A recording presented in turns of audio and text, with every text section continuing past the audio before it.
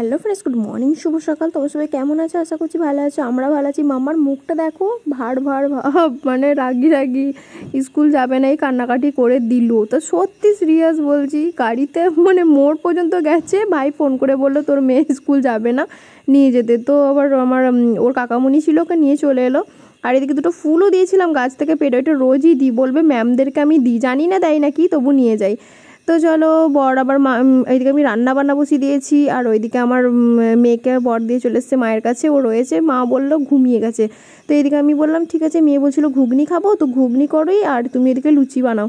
দিয়ে বললো ঠিক আছে তাই কর, তাই করলাম। আর এইদিকে আগের দিনকে রাত্রে কারেন্ট থাকেনি, তার জন্য কারোরই ভালো ঘুম হয়নি শনিবারকে। তো কি আর করবো, বলার কিচ্ছু নেই।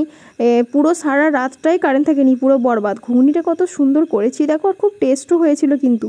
তো বর চলে এসছে আমাকে নিয়ে, মায়ের বাড়িতে এখন খাওয়া দাওয়া করে নিলাম, ফুলকো ফুলকো লুচি খাওয়া দাওয়া করে উঠেই দেখো বর চলে গেল। এদিকে আমার মা দেখো আমার মেয়েকে কেমন পড়াশোনা করাচ্ছে, পুরো আমার ছোটোবেলার কথা মনে পড়ছে যে মা আমাদেরকেও এইভাবে পড়িয়েছে। তো আমার মেয়ে কিন্তু খুব খুশি, ওর মানে আমার মায়ের কাছেই প্রায় থাকে, কারণ আমার মাকে খুব ভালোবাসে, তার জন্য ওখান থেকে আসতেই চায় না।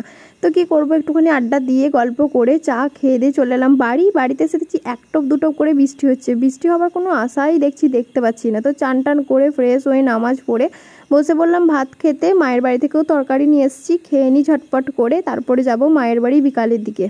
তো বিকালে এসে আগে আমি চলে এসেছি বাগানে, মা বলছিল বাগানটা পরিষ্কার পরিচ্ছন্ন করিয়েছে, তো এসেই দেখছি কি করেছে না করেছে।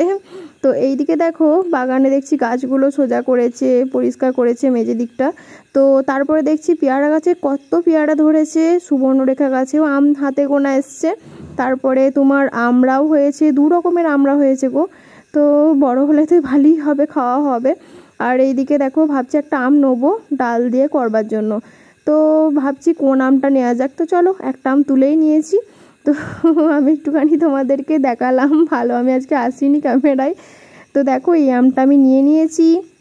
আর মাম্মা দেখছি বাইরে খেলা করছিল কেয়ার কাছে, মানে আমার কাকার মেয়ে এসেছিল। তো চা খাওয়া দাওয়া করে আমি চান টান করে ফ্রেশ হলাম, আমিও বেরিয়ে পড়লাম মানুকে নিয়ে। মানু দেখো কত বড় হয়ে গেছে আমার সোনা বাবা।